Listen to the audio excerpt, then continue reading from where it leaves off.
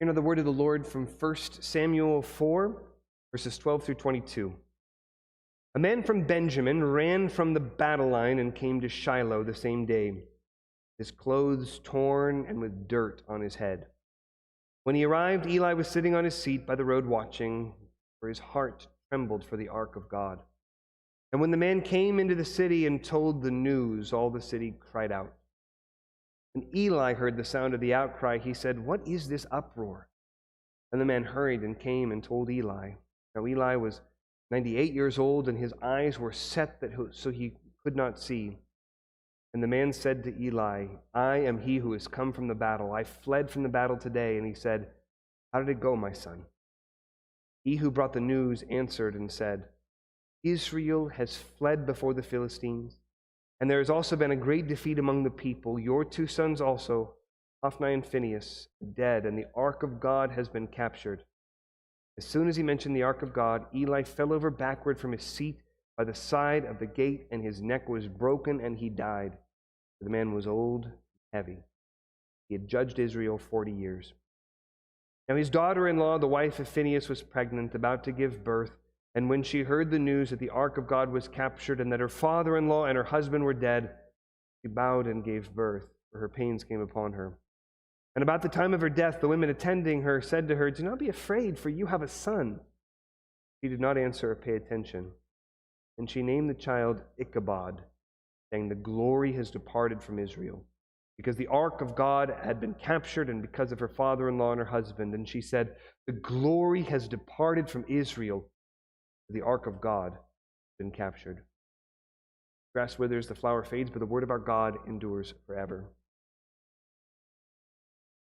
The word jealousy is a word that has really fallen on hard times. If you speak of someone as a jealous husband, that is never a compliment. At best, it means that this person is going to be a nuisance. But at worst, you're talking about someone who is a danger or a threat to his wife, for whom he is jealous, and anyone who might get too close to his wife. The idea of jealousy is not a positive idea in our culture. But when we come to the Scriptures, we find out, surprisingly, that God very openly declares that He is a jealous God.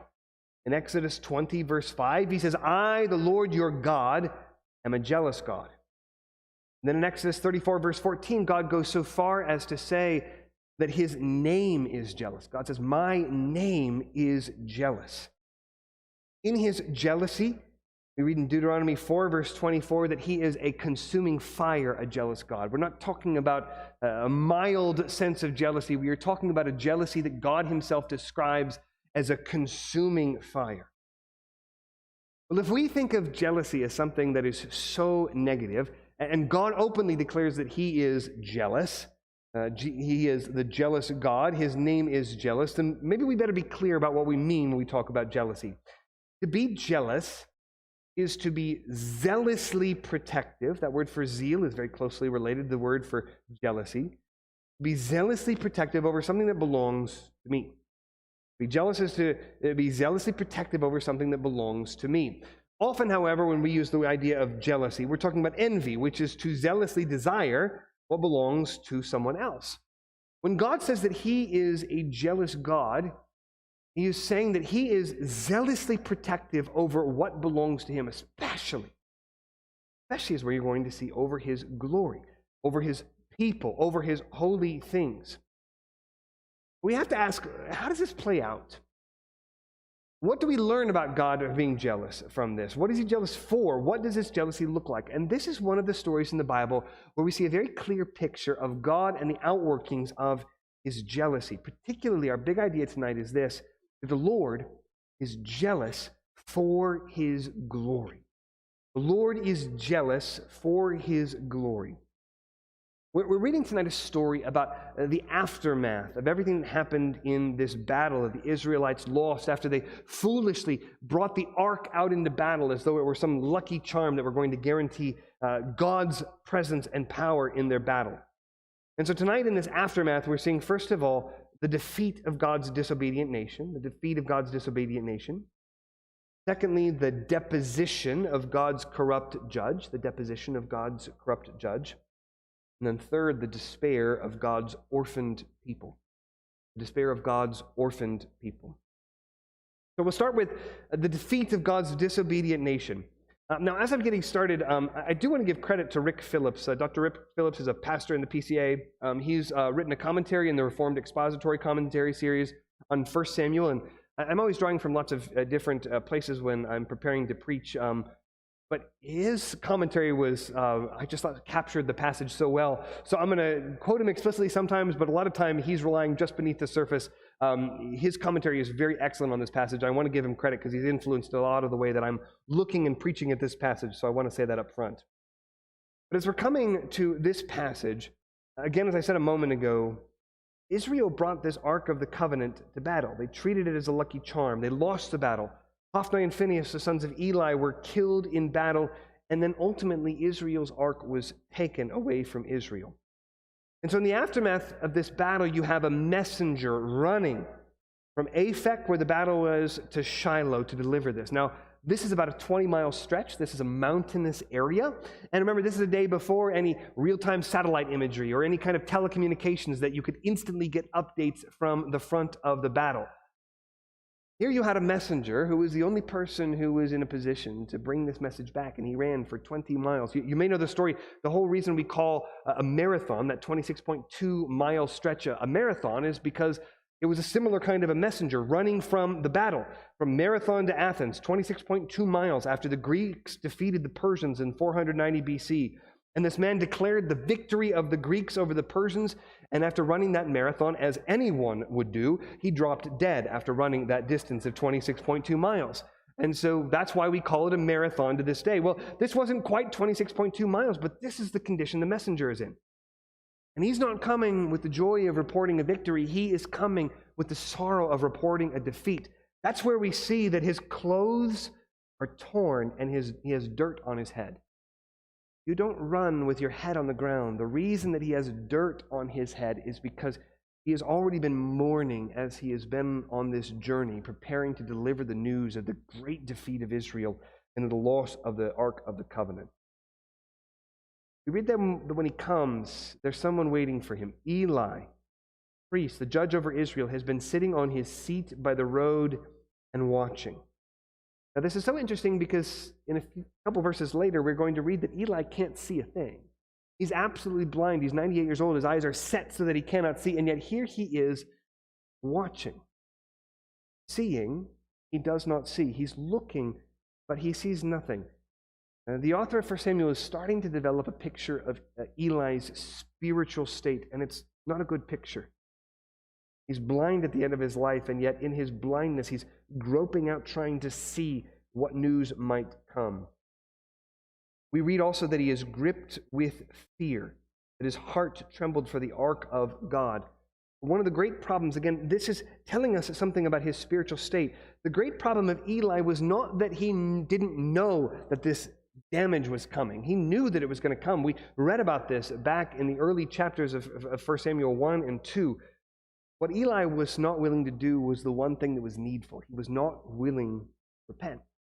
He knew his sin. He knew the problem. And right now, all he can do is fearfully wait the deliverance of the news of destruction and judgment that he knew all along would be coming.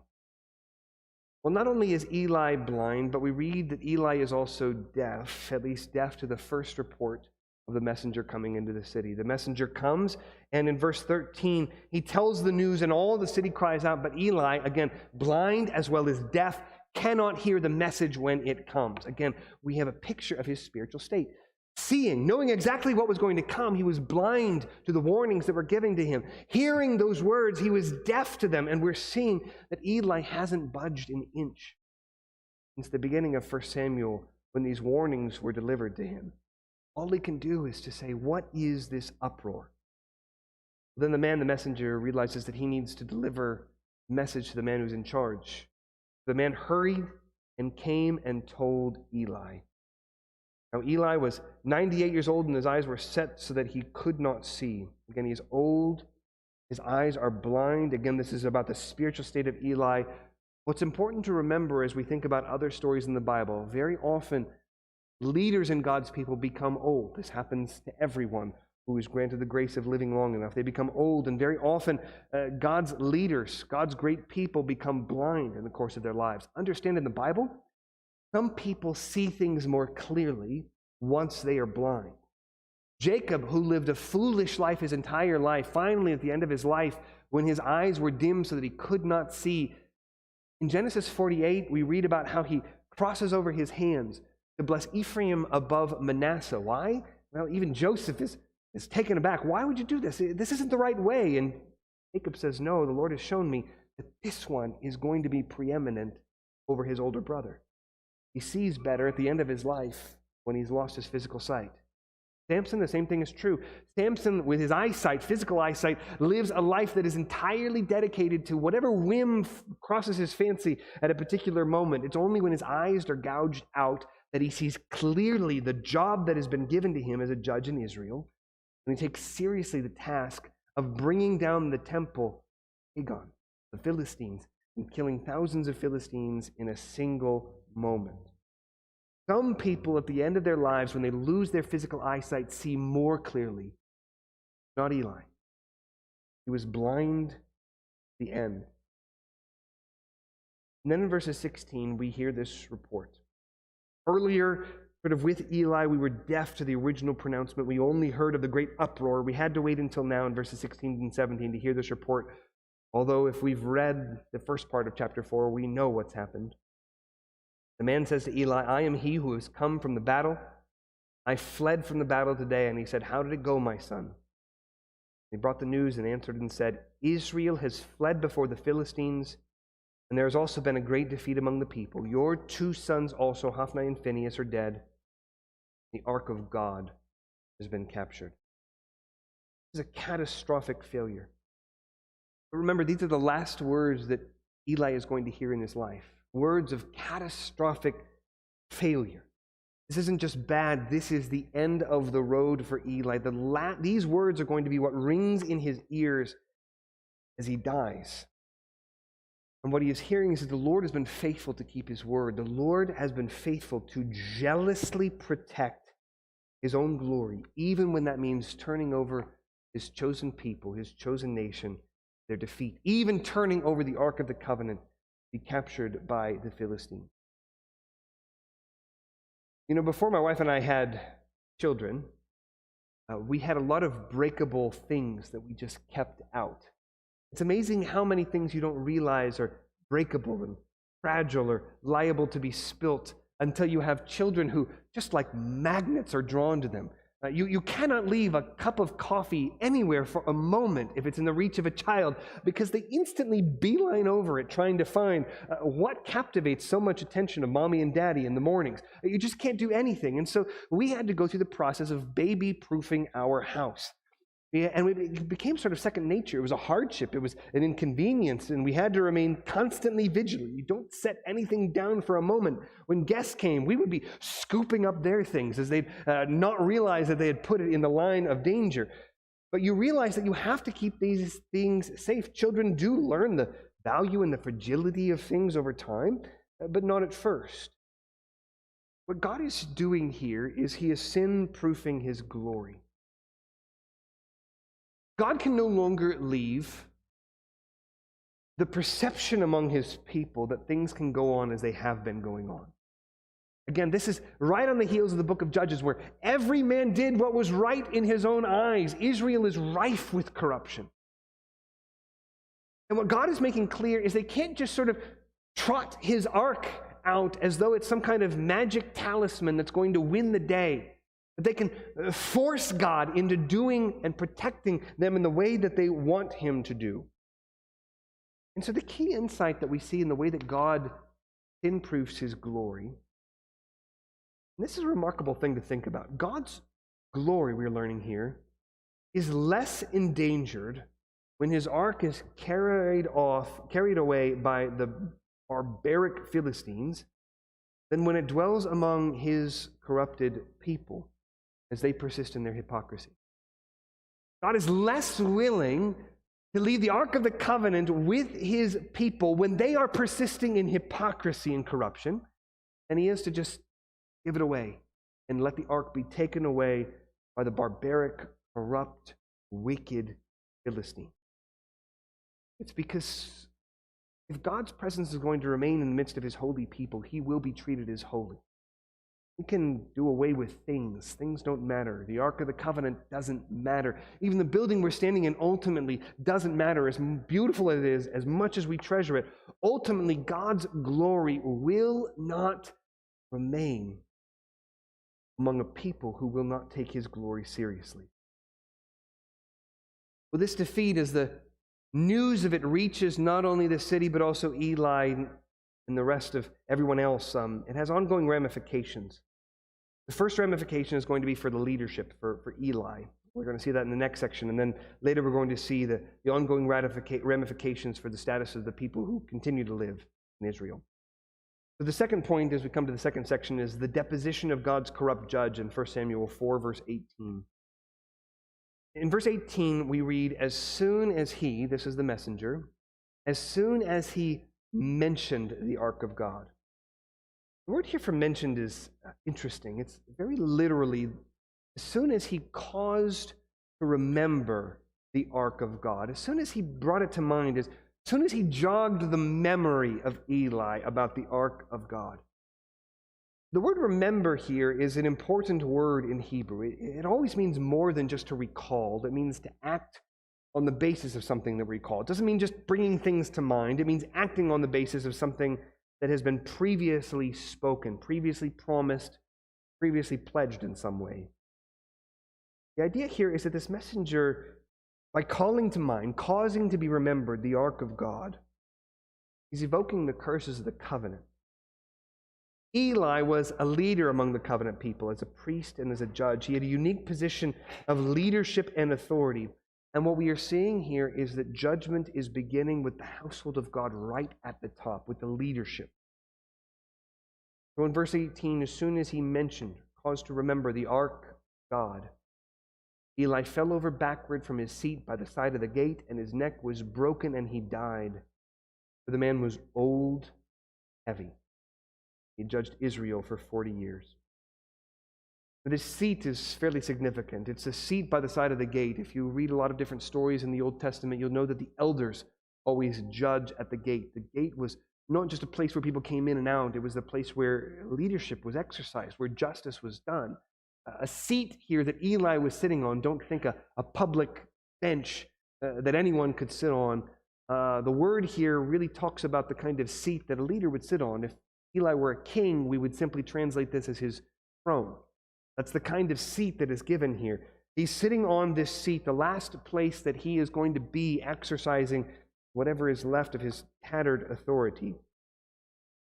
And when this word comes, he falls from this place of God-appointed authority, just as God had prophesied.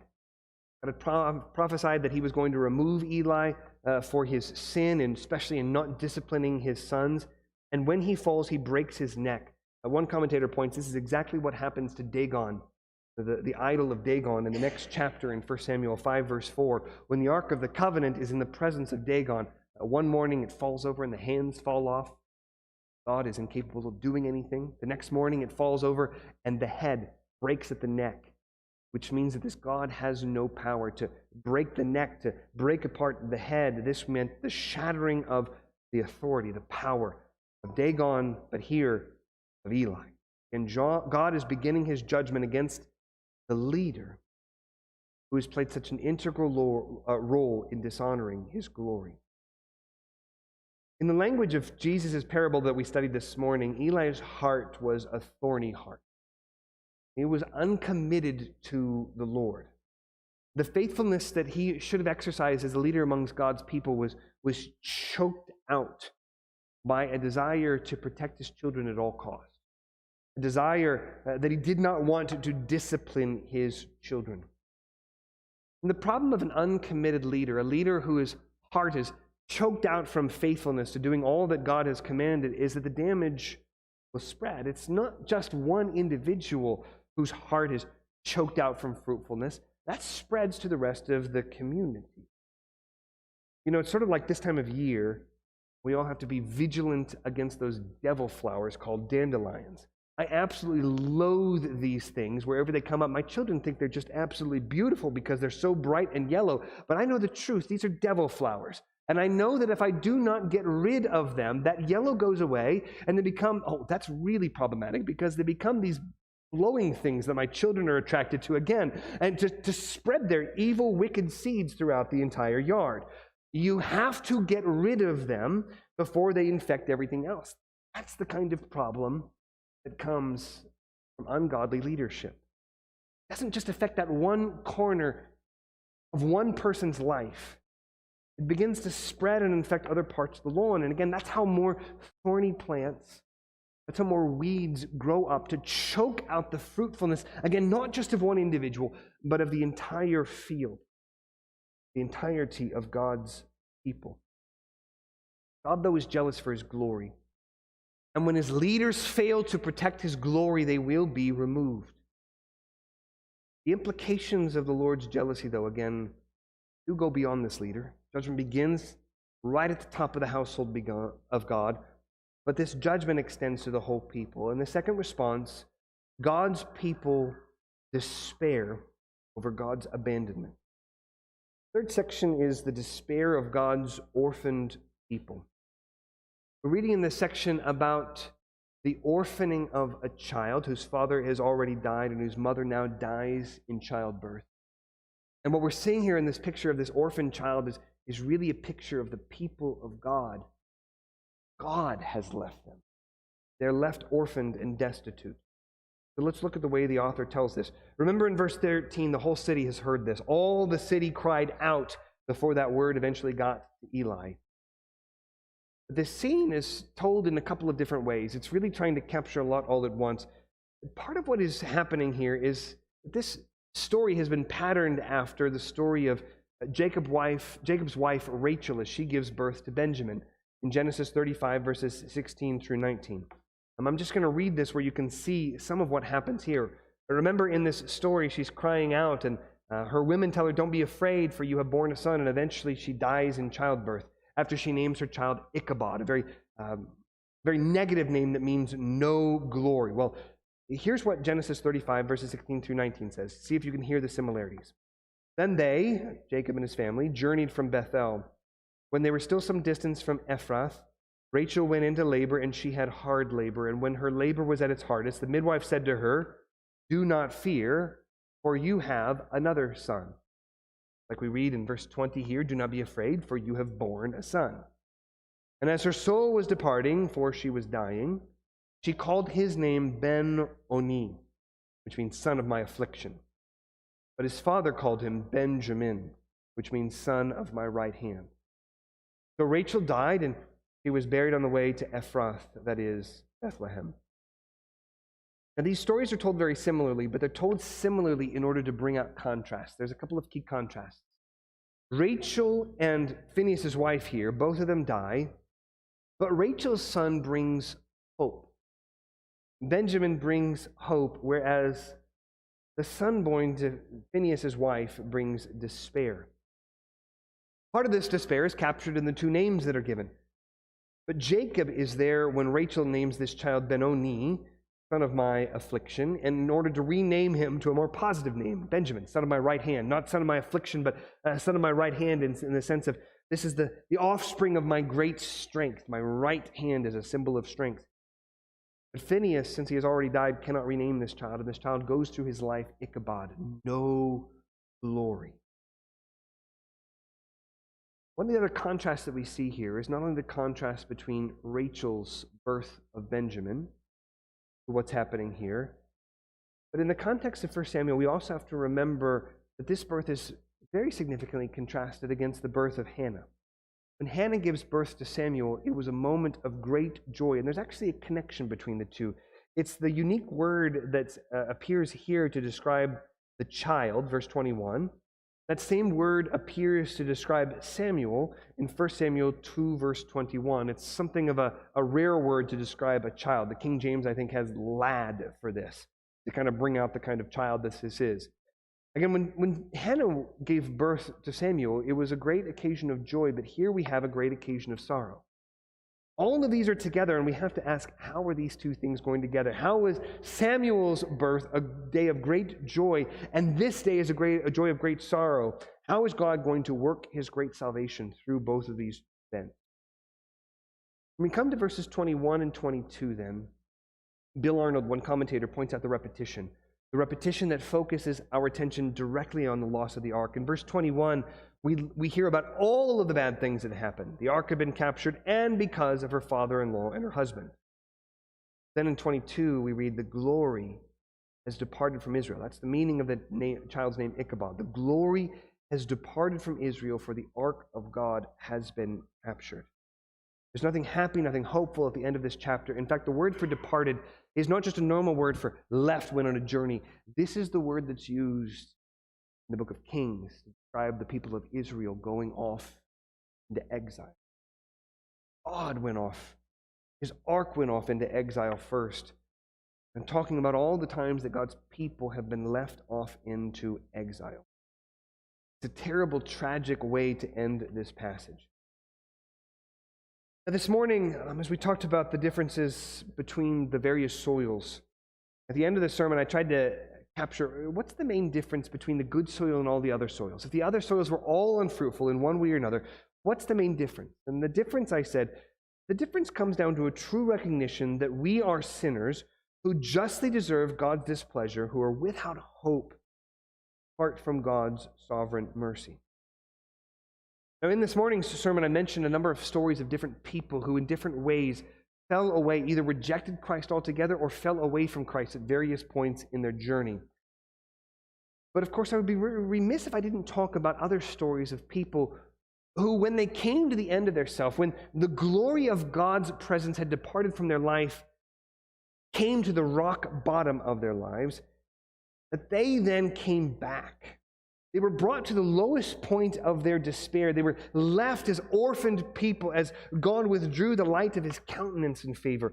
There are people who have been wrecked, who have been undone because of their sin, lost because of their sin, who in the depths of their despair found just how sweet the gospel truly is. The only way to come to a real knowledge of the Lord Jesus Christ is to first come to a real knowledge of the depths of our sin, our absolute unworthiness before the Lord.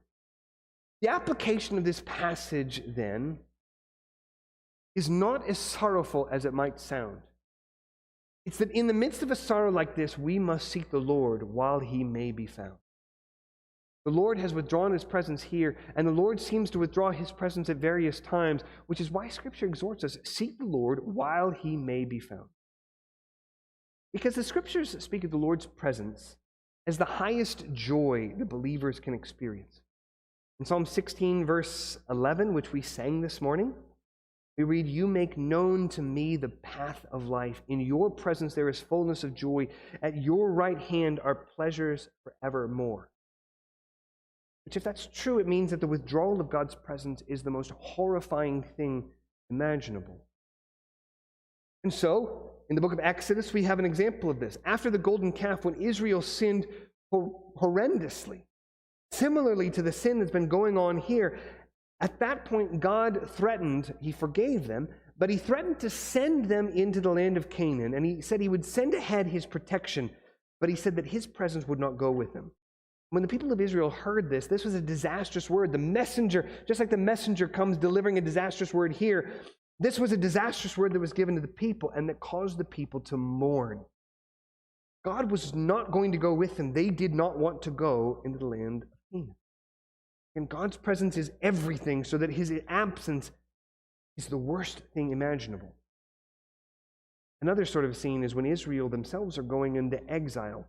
One of the worst scenes in the Bible is when the glory of the Lord doesn't just have his furniture taken away from the land, as happens here when the Ark of the Covenant is taken. But we read about how the glory of the Lord departs from the temple. The furniture is actually left behind and God's presence leaves in Ezekiel 10 and 11. Understand, even heaven without God would be hell.